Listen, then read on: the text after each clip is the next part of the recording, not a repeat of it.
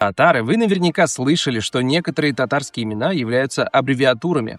Ленар — Ленинская армия, Эльмира — электрификация мира, Рамиль — рабочая милиция, Эмиль, Энгельс, Маркс, Ленин, Ренат — революция, наука, труд, Лениза — ленинские заветы, Дамир — да здравствует мир, Виль — Владимир Ильич Ленин. Правда ли это?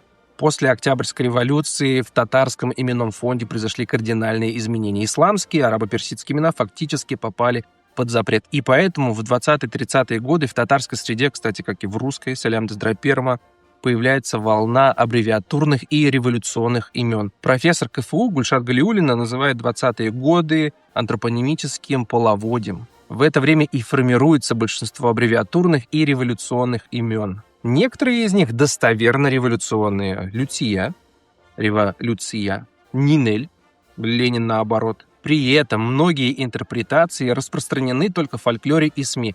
А достоверных данных, что вот это имя было задумано именно так, нет. Например, имя Дамир.